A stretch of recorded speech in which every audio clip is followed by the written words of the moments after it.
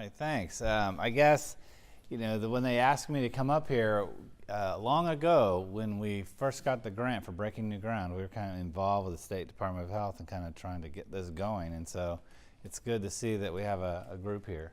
So this group, I think, is more kind of, now we have arthritis, and the other group is we were trying to prevent it. So we're going to try to focus today on the different kinds of arthritis and what we can do, because that's what I do. Once you have it, once you get to me, you've had arthritis a long time. You've been to your family physician, you've been through therapy, you've been dealing with this for quite a long time. And so kind of wanted, and we can get this as a free flowing, because they're going to give us 45 minutes and we can talk a lot longer than that on arthritis.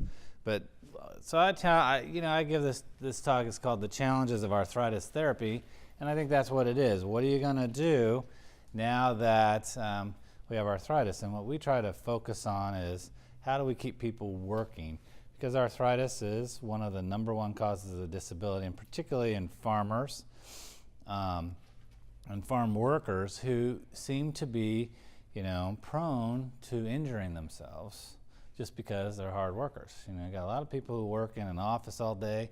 They're not out there lifting and falling off things and getting hurt. And so, again, and I have a lot of farmers who come in. I can tell you stories as we kind of go, and some of the stories are actually in the video that you might see later, and in some of the handouts. So let's just talk about arthritis in the United States, and I think some of this has been covered. But if we look at 1990 and go into 2020, this number here is actually because several factors.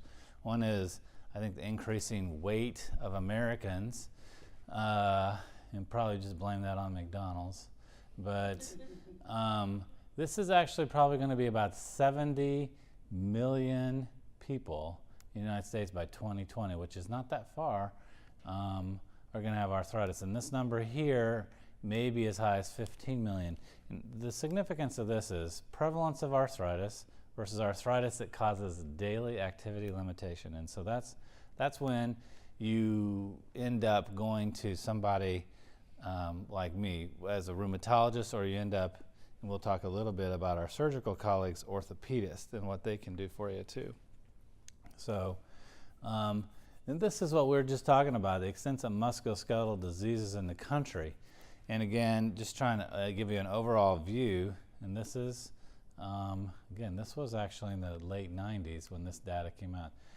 About 40 million people affected by arthritis, 21 million with OA, 2.1 million with RA.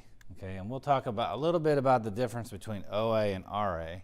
And I think in this group, if we're talking about people who've had trauma, who have worked hard and injured themselves, are going to have OA. Rheumatoid arthritis is more of an autoimmune issue that you get. It's the immune system's kind of doing the damage. And then we have a certain number of people who kind of have both. So just look at this as far as what we're doing in the country, with about 315 million physician visits, 8 million hospital admissions per year, 17 million people with activity limitation, and 1.5 billion days. This is when, if you're a boss or you're working on the farm, when you cannot work that day because the arthritis is so severe. You wake up too stiff, hurting too much to get there. And so again, this is a significant number of days. I mean, as far as lost wages, lost production, for all of us. Okay, so if anyone has any questions, just raise your hand, because we can cover them as we go. So anyway, let's just talk about cost. And this can be cost to you as a person. This can be cost to you as the owner of the facility or the farm. Again, what I like about this is that people seem to think, and again, if you give a political speech, that physicians, make the majority of the money.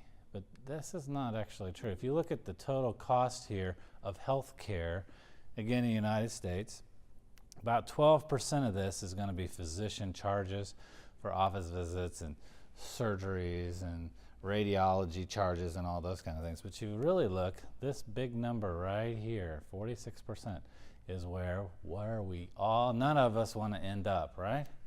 That's the nursing home, huh? 46% of the cost, and again, we're just talking about musculoskeletal conditions in the United States. We're not talking about strokes or heart attacks or anything else. This is just arthritis. So 46% of the cost. If we look over here, another 20% is absorbed by the hospital, right? And then if we look at 5%, it's probably nursing home, administrative costs. And then down here, 1 little percent is drugs, 1%. So again, I think it kind of gives us a perspective on where the money's going and what we're spending our money on. And again, this nursing home, hospital costs, physician costs can be, what we're going to talk about in a little bit. And I think actually we probably need to shift, if we could, shift this to medications and other kind of things that we can do, from therapy to different kinds of drugs. All right, so again, when I talk about arthritis to groups, and in my, and I talk to our nurses and things, is that, a person who has arthritis, no matter what their occupation is, comes to a physician and they may see you 15 minutes that day, and then they have to go home and live their life for 3 months. They may come back in 3 months, and that's in our world, that's pretty quick actually to get back. We a lot of times see people in 6 months. So they have to go home and function. And I think we have to think about, when we're talking to people about arthritis, what we call quality of life and activities of daily living. All right, so if you go home and I've done nothing for you and your quality of life is horrible, and you go home and you're isolated in your house, can't go to church, can't go to the grocery store, I think that, we have to kind of keep that in mind. And those are the kind of things that sometimes I think we forget. But if you have arthritis and the impact of your health-related quality of life, we know that you have decreased physical functioning, which we need to address. We know that there's increased psychological distress. And where does that come from? It comes from pain. It comes from spending all your money on medications, right? What's the golden rule, right? Is you spend all your gold when you retire on medicines. So that's right. Okay. You have decreased social functioning. Again, you become isolated. And I'm going to talk a little bit about things that probably are under the rug that we need to at least get out there. Increased healthcare utilization, all right? So more doctor's visits, more visits to therapy, more visits to the surgeons, and increased work disability. Again, a major problem is if you get injured on the job and say you injure your back and then you're out, you have surgery and you're out for 6 months again, and you're disabled, you've lost income, you've lost your insurance, there's lots of things. The other thing I want to talk about, again, as I kind of go through this a little bit fast, this decreased physical functioning, chronic pain, leads to increased psychological distress and depression, isolation, again, depression, and what we don't talk about a lot, which we should, is in our population that has arthritis, is increased use of prescription drugs and drinking. Right? And so if we look at the number of people as they get older and they get isolated that sit at home and drink and don't talk about it, I think we have to kind of think about that too. So then drinking, right, increases your risk of getting injured when you get on heavy equipment. So it's kind of like a chicken and the egg kind of thing, these things kind of rotate around. So again, these are the kind of things you want to think about as we go through, and if you're dealing with people who have arthritis or you have it yourself, that we need to just kind of keep in mind. All right, so this is just a slide really more for the physicians in the group, why it is we use certain things, but there's lots of reasons you can have pain in osteoarthritis. Again, what I'll tell you about osteoarthritis is like wear and tear arthritis. I tell my patients it's like brake pads on a car, right? You hit those brakes a lot, they start to squeak, they start to grind, they start to make noise. That's what your joints do, right? And then you get some pain, and the pain can come from lots of different things. And again, it's not an anatomy lesson, but the muscles and ligaments cause spasm and strain. The bone, you get fractures inside the joints. Osteophytes, I view these as rose thorns that kind of just stick out in space. And sometimes they hit nerves, and sometimes they hit muscles, and sometimes they hit ligaments. And so all these things cause pain and arthritis. Because a person doesn't come to me and say, oh, I have arthritis, I have arthritis. There's 180 kinds of arthritis, right? So they don't come and tell me which kind they have. They come to me because they're having pain and they can't work anymore. All right, so this, again, this is kind of just a quick review. Fragments inside the joint. And the reason I keep this in here is you got to look at things in 3 dimension, right? You can't look in 2 dimension because the knee joint, big joint, 3 dimensions. See, I got a little model here, and we'll talk about that. But things in the knee, and I'll pass this around, float around, right? And so every time you step down, maybe it squishes out of the way. And then every once in a while, maybe it jams. And when it jams, you're going to fall down. And you can't help it, and the patient can't help it. So what we can do, and we can talk about what do we do if that happens, like you get a meniscal tear or whatever. We'll send you to an orthopedic surgeon, and what do? Because they got some cool toys, the orthopods do. So what they do is they'll go in with a little scope. It's about as big as a pen on either side, and they just flush it all out, and if there are any little things, they grind it off and smooth it out, and then wash it out and then close it up. You don't have to replace anything, and that actually, sometimes if we can get rid of these fragments here of matrix degradation, that can give you a couple years where you feel a little better. All right, so I mean, it's kind of a cool surgery, and we'll just pass that around if you want. And then all this that's here is what gets replaced when we do a total knee replacement. All right, so then we got cytokines and all kinds of stuff, and this is why we give, different kinds of medicines. And then we have things like gout, pseudo-gout, and kind of things can cause arthritis too. Again, probably we don't really have time to talk about all that, but let's just talk about prevalence and epidemiology. I think your keynote speaker hit on this a little bit, that osteoarthritis is kind of becoming more like a plague of the United States. But about 12% of U.S. adults have symptomatic OA, which symptomatic means, again, every day you're having some symptoms: back pain, joint pain, hip pain, shoulder pain. Prevalence rises as we get older.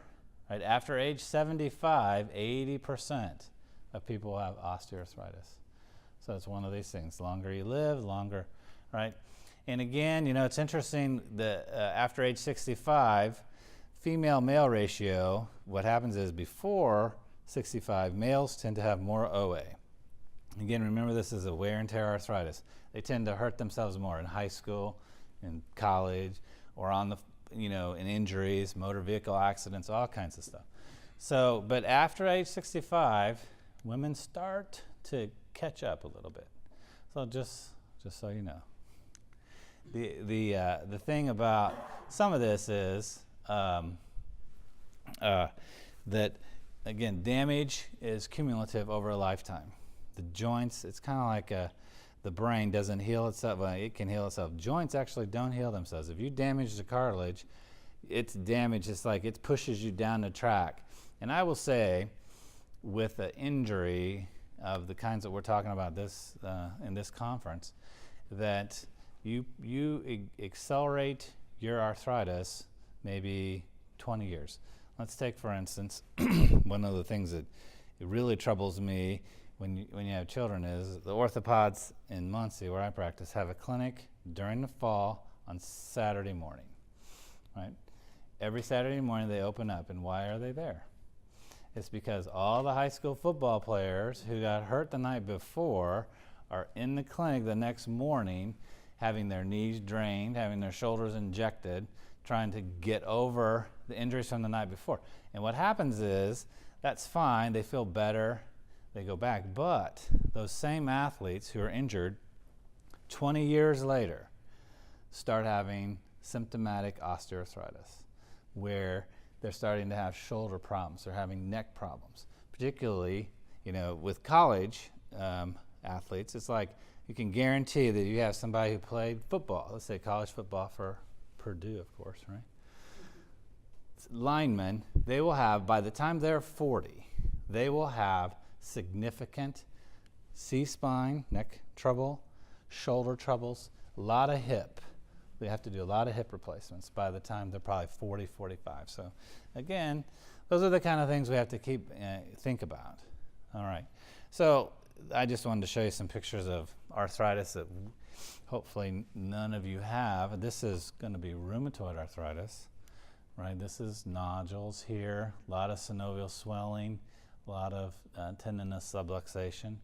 In comparison to osteoarthritis, now this kind of arthritis of the hands, again, you can see these nodules here, right, here and here.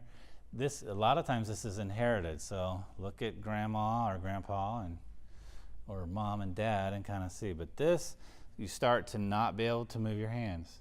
So you start to have decrease in grip, inability to open things. And so, again, those are the kind of things we have to deal with. All right, so does anyone have any questions so far on this? Because we kind of want to get into, I want to talk about OA, which is the focus of today's, okay?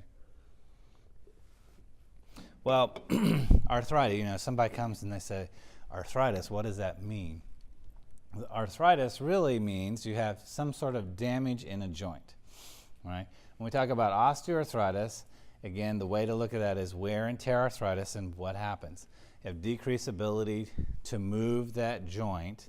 You have pain with motion, and then secondary to all that, you have decreased strength. But arthritis is different depending on where it is.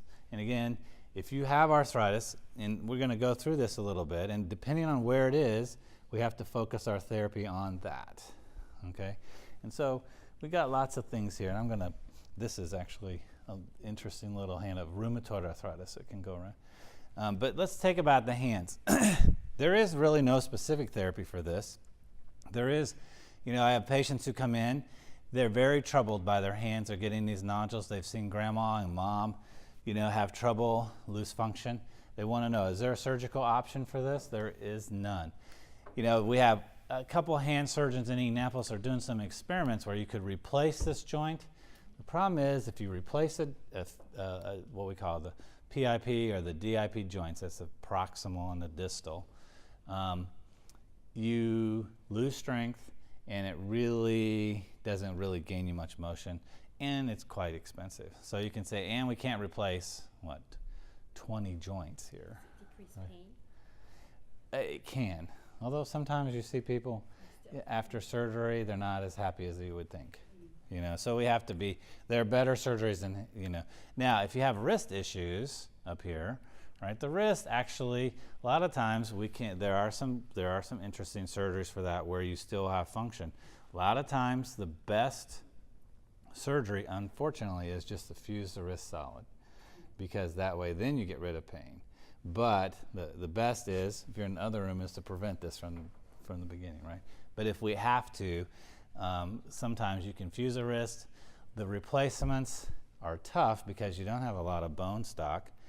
If you're going to try to go back to work and lift anything over about 20 pounds, you risk fracturing the replacement. So again, those are difficult things. And again, there's no specific therapy for these. So what do we do? Well, we have some interesting things that I've been doing lately. I don't know if anyone's seen this Voltaren Gel, and if anyone's ever been on Voltaren, it's an anti-inflammatory. This has actually been in Europe. It's come by. We've been using it a lot because you use it a little bit like toothpaste. You just, if you have a joint that's hurting, put it on there, rub it in 2 or 3 times a day. The problem is it's new. Of course, that means it's expensive. All right, so yeah. For osteo, we use it for bursitis, tendonitis kind of things because it's local therapy.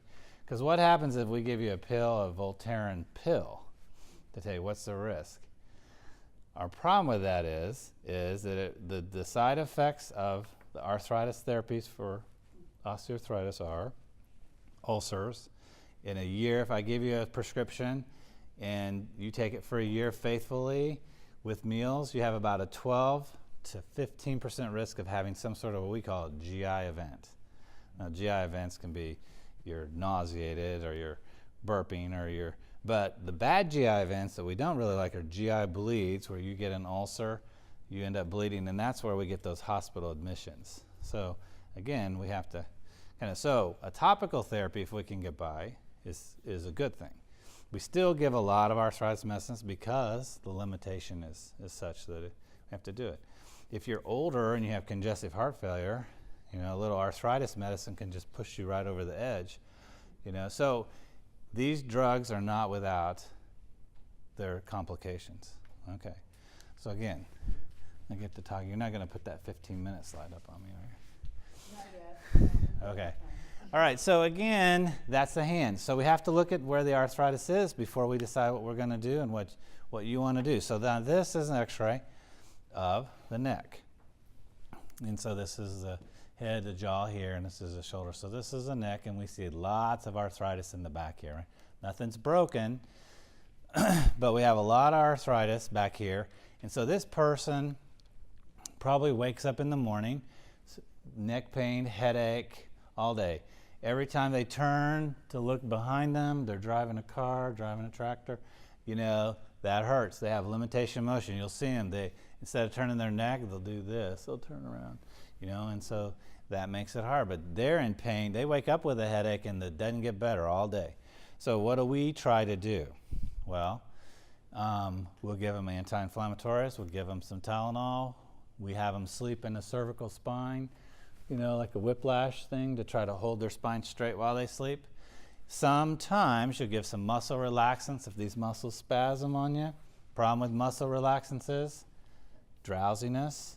You don't want people to be drowsy if they're driving or operating heavy equipment. So again, we have to kind of keep in mind what we're doing. At the end, now that we do have, if you have a talented anesthesiologist, we can sometimes bring a needle in. You see, this is the back of the neck here. Bring a needle in right and get it right in that space. See, this is the joint here. And then do an injection. What they call epidural steroids are here. Just so you need to do somebody who knows what they're doing, and they need to do this under fluoroscopy because there's lots of interesting things you can hit if you're in the wrong place, right? So they can come in and do shots. The thing about shots is you're not really changing anything, right? You're just kind of treating the symptoms, and the shots are pretty good. Sometimes, if they're in the right place, can give you 4 to 6 months of relief, and you just got to go back and get them again. All right, so that's the kind of thing. So that at the end of the road, if we start having disc herniating backwards, we can ask a surgeon, and there's some good surgeons. Usually, it's an orthopedic surgeon or a neurosurgeon. Remember the neck, but you don't want to mess up the neck, right? Because is that they can stabilize this. Sometimes they'll put a plate up here and stabilize this so that we can, stabilize the neck. Again, it's really good for pain. Decreases your motion, remember, right? You'll lose some of this, and you'll lose some of this when you have surgery. So again, but there are some good surgeries. If we have to, we try to, I'm not a surgeon. You want to have a good surgeon around when you need them, but we try to get as far down the road as we can before we have surgery. Okay, so this is the neck. So let's move on. All right, so now this is the spine. Would you point out in particular the arthritis as what we're seeing? Sure. Yeah, we can kind of this. If you look at the spine here, this is better. This is the back actually, and it's going to show a fracture, and I'm going to show. But this is the back. Probably like that, right? Nope, like that. And these are the processes you can feel in your back, right? And so each of these is going to be a joint right here. So this should be clear. It shouldn't be fuzzy. So it's fuzzy because what we call sclerosis and collapse. So again, now on the front, sometimes you can see a little bit out here. This little spur is not supposed to be there. And these are supposed to be nice and square. Right, these are the discs between the vertebrae. So you can see it's kind of pushing up in there a little bit. And then this should be clear, and it's all fuzzy, what we call back here facet arthritis. See the little facets? All right, so while I have this up, because the next one is going to be the spine. See, if you were to break your back, say you fell off your tractor, or you fell and your bones broke, you have a compression fracture in your back. Everyone's heard of that? All right, so that's what this looks like. See, the vertebrae is supposed to be big like this. If it compresses, view that like an empty Pepsi can, right? It just crunches down. So this really hurts, right? So people who have this have a lot of pain.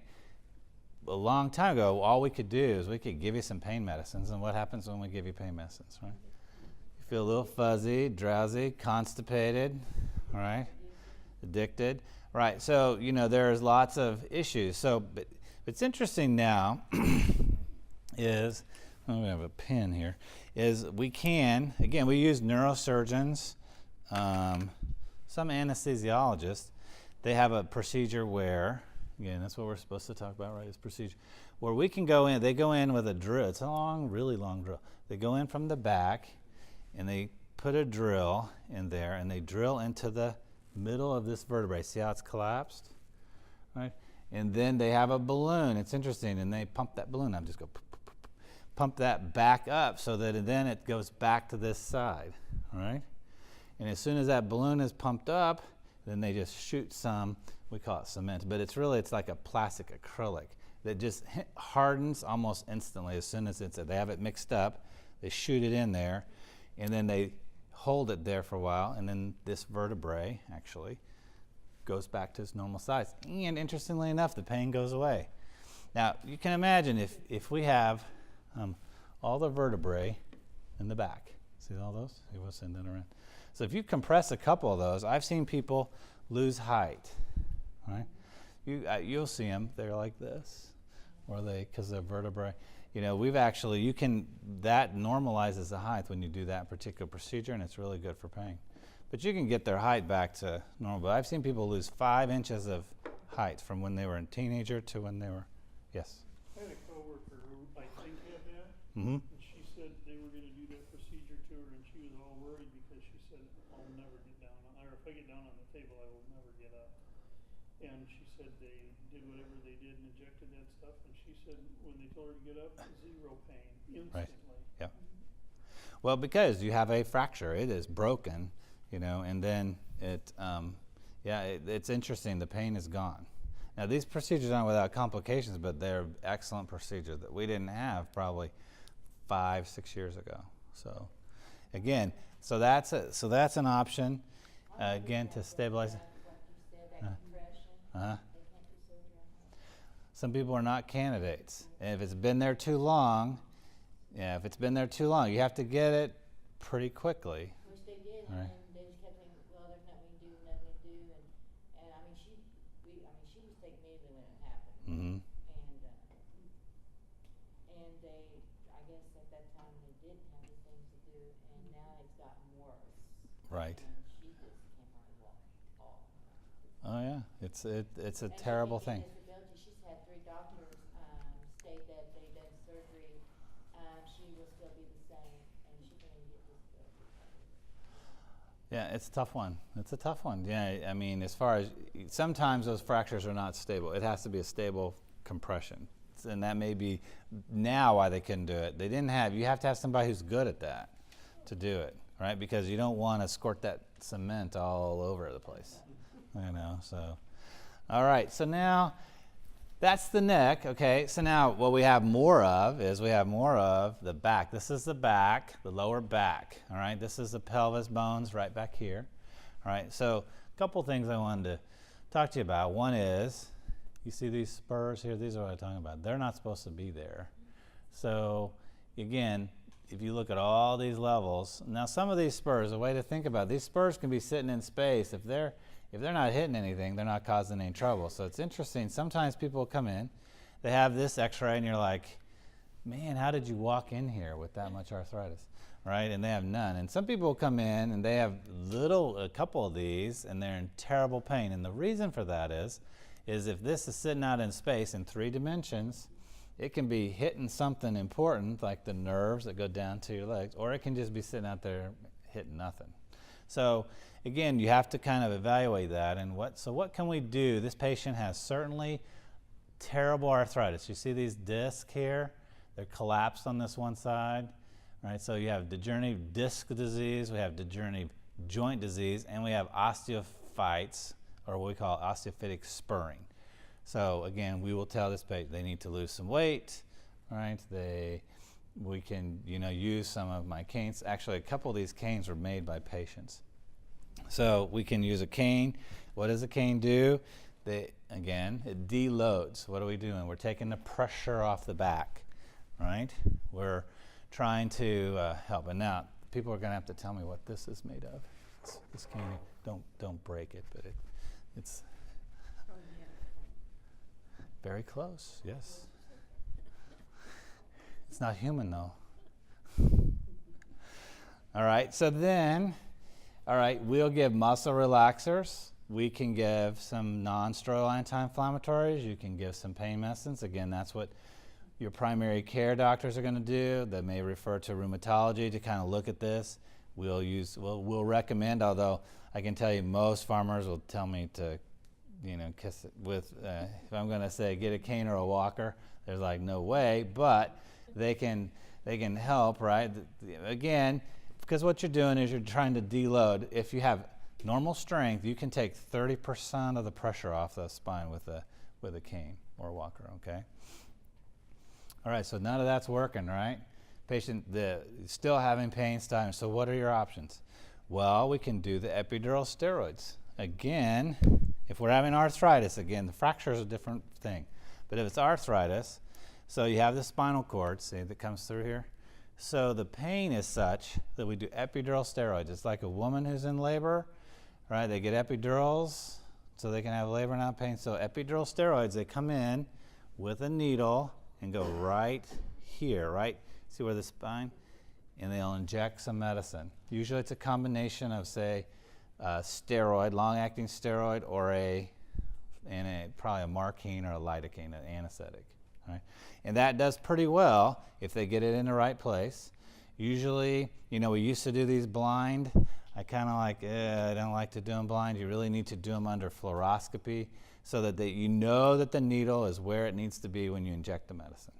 So, and again, you'd usually do, when they do them, they'll probably do 4 to 6, 3 different levels. That's about all the medicine you're going to be able to take in one day. All right, so again, that's something to think about. Here, you can pass that around. So you get a kind of a visual. All right, so we do epidural steroids for a while. Then that may not work. Again, here's what you have to look at. These discs in the lower back in particular, 80% of the back surgeries are probably going to be L4-5, then L3-4, right? You see, so now somebody's lifting something up, right? They're lifting a bag of seed or something, right? And all of a sudden they hear a pop, and then all of a sudden they have the terrible pain going down their legs. What has happened? They herniated a disc. All right, so I'm just I'm a Purdue grad, by the way, so just have to think of things in simple terms, right? So I look at disc, these little discs you can see between each vertebrae as jelly-filled donuts. So what has happened is you've squeezed that donut and that jelly has squirted out of there and it is squirted right back onto the spinal cord, right? So that's going to hurt.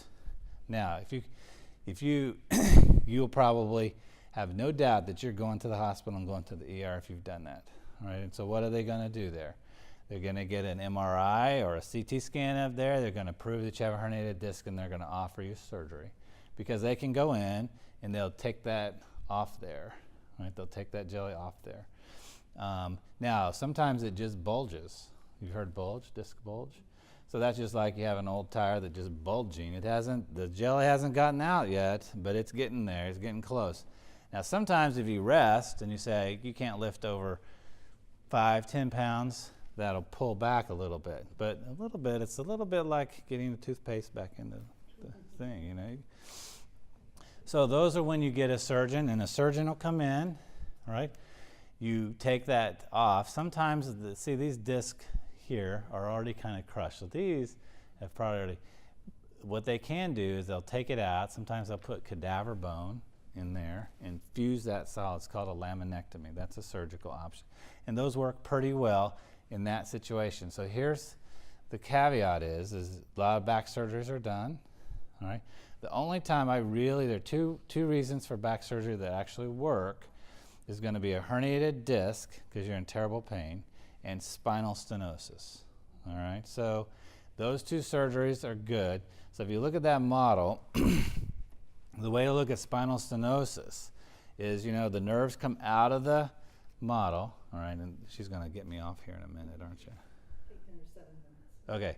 All right. So it's like old pipes in a house, right? So, most of the time, here's the nerve and here's the canal. The nerve's coming out of the canal and going down. So it just has lots of room to move around. So you bend and you twist and all that, don't have any trouble. But if you get spinal stenosis, so it's like a 100-year-old house, those pipes they're filled with stuff, right? So that nerve starts getting pinched. So you start to walk and that nerve is pinched. And sometimes you sit down, flex your hips a little bit, it opens it up, but as soon as you stand up, that's hurting again. So that's called spinal stenosis. So that's a pretty good surgery because it works. About 95% of the time, the surgery works. So you go in there and they just go in and it's like shredding a potato. They just kind of get that out of there. And then you go back to where it's helpful. So here's the thing. If you just have this kind of arthritis here, and they go in and you don't have a herniated disc and you have surgery, I would say it's 50-50. You can come out of surgery 50% of the time you'll be better, 50% of the time you might be no change or worse. So again, we have to be selective on what we do with backs, all right? I have patients who have had what we call it a failed back syndrome, but they've had 4 or 5 surgeries, none of which have helped much, all right? So you have to kind of say, well, choose your surgeon wisely. I have people that I'd send my mother to, that I would go to, and there are some that I wouldn't send anyone to. So I think, you have to kind of pick, and you have to rely on your family doctor or whoever you're seeing to pick the best surgeon for you, okay? All right, since she's getting me off here. All right, so again, now we're getting into some surgeries that really work for you. Now this is hips, all right? Okay, so let's look at this hip first on this side. So you can see this sclerosis. There's still joint space left here, maybe a little spur right there. So this hip, that patient comes in and I grab that knee and I do this or this. They're gonna not be happy with me. They're gonna say, well, that hurts a little bit. Yeah, that's right. They might kick you. But again, you can see this joint, see how it's nice and full here, but down here there's little joint space? Okay, so this patient has probably moderate, we call moderate osteoarthritis, gonna have some pain. What are we gonna do? We're gonna get a cane maybe, we're gonna give some medicines, we're gonna give some exercises, do some stretching, some physical therapy, all those kind of things, right? And that, and hopefully help them keep working. So now let's look over here. You even see a hip on this side? All right, so now this is a completely different problem here. This hip is almost obliterated. If they walked in, you're kind of like, how did you do that? Because there is no joint, see the joint space, it's gone. I would worry that this patient might fracture walking out of my office. They fell when they fractured their hip. Right. So that is always a debate. Yeah, we'll talk about that. Did they fall and break their hip, or did their hip break and they fell? So that's always the question, right? All right, so now what you would do here is we just say, do not pass go, do not collect $200, just go straight to ortho. And you want to get this hip scheduled because these are great surgeries now. Total hip replacement makes a huge difference. They just take this out. They go through rehab. Actually, anymore, you can be home in 4 days and you go to therapy for 2 or 3 weeks, and that's pretty good. And again, this right now is an elective surgery. If you fall and break your hip, it's more emergent surgery, right? You're getting the ambulances coming, you're going to the ER, you're sitting in the ER waiting for the surgeon to get there. So you really would rather get this done and scheduled before you need it, okay? So again, those are and these surgeries now, again, we have the same, I think I'm about done here. The same thing with knees. Knees don't break as much as hips do. But again, there's a couple things in knees that we do. Everybody's heard of Synvisc? It's chicken cartilage goop. It's like the rooster comb. It's very interesting. We inject that into knees, and what we are doing as rheumatologists, we're trying to postpone the inevitable knee replacement, right? So, but we have, in addition to everything I've already talked about, and the canes and the walkers, we can always inject steroids into things. We can inject Synvisc, or we call it viscosupplementation, which basically takes what's left, fluffs it up, lubricates it a little bit. It stays in there about 6 months, and then we're done. All right, and then at a certain point, we have to say you need a good surgeon. When you need a good surgeon, you need him really badly. Like it's like a lawyer, right? You don't really want a lawyer, but when you need a lawyer, you need a really good one, right? Okay. I think if you have a good surgeon, they can help you a lot. And then after surgery, you get good rehab, and then actually you can be back to work with hips and knees replacements in about 4 to 6 weeks, depending on what your job is. So I'll actually, again, this is for the overall, again, to try to help you kind of in your mind decide what you're going to do. You know, with, and I like this slide because it kind of tells you, summarizes for osteoarthritis, total pain, total patient management and pain.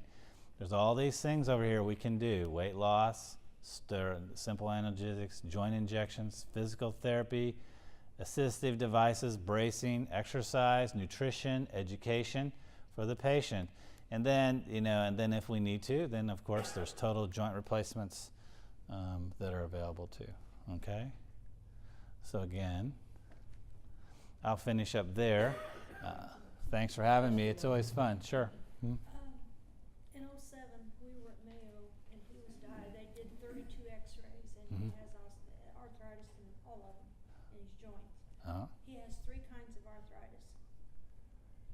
And the only thing we have found so far that, and it doesn't give him any relief, is pain medicine. And he has trouble. He's, you know, the sleepy part, the Sure. this, and he can't get around. He's got it in his feet, his ankles, his hands. We don't know what to do. We don't know where to go next to help him be able to. He may be in bed till 1 o'clock in the afternoon and then get up for 2 or 3 hours. Maybe go outside, walk around a while, do a little bit, and he's up all night because he's in severe pain. What do we do? Yeah, you know. Well, how much time you got, right? Yeah. A little benefiting as long as it takes. Well, here's the thing, you know, you have to look at each situation differently. Every patient is different, right? And again, you can have multiple arthritises, which is never good. So when you get into some situation where the medications are too toxic, then you are left with just what we call chronic pain syndrome, pain management. So I think, you know, with chronic pain, there are some options that we use. I don't know if you've heard of fibromyalgia, but it's similar. You look at the moods and depression that can occur. Sleep is important, so you work on sleep a little bit. I think taking a pill a lot of times is difficult because it's constipating, it makes you sleepy. Now there are some patches that are pretty good. Again, you need to be seen by people who do that, who do chronic pain management. We go to a rheumatologist all the time. Yeah, so there are some options. There's like neuropathy, there's like Lyrica, you've seen on TV. Yeah, so those are the kind of things you kind of do. Of different things. Right. We're not finding any relief for him. Yeah. And the depression is getting real nasty. I mean, you just feel worthless, don't you, hon? Well, it's a tough one, right? In the mood, if you're in pain all the time, then yeah, you get a little Like grumpy. always, when Yeah. you have chronic pain, you have chronic depression. Right. So, Again, it's a chicken and the egg kind of thing too, right? So it's difficult. It's difficult. Can you use any Yeah. kind of complementary alternative meds or? Well, sure.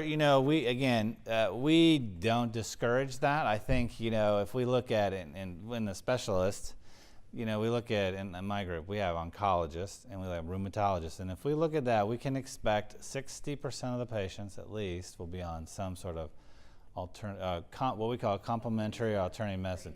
We try not to replace traditional medicine, but we do like glucosamine and chondroitin sulfate seems to help some people. what we recommend with that is that they're about $60 a month, so they can do a wallet biopsy on you if you try them for 60. Give them a 60-day trial. If you feel like they're helping you, then I'd stay with it, and then not. I think like with sleep, melatonin is actually an interesting drug.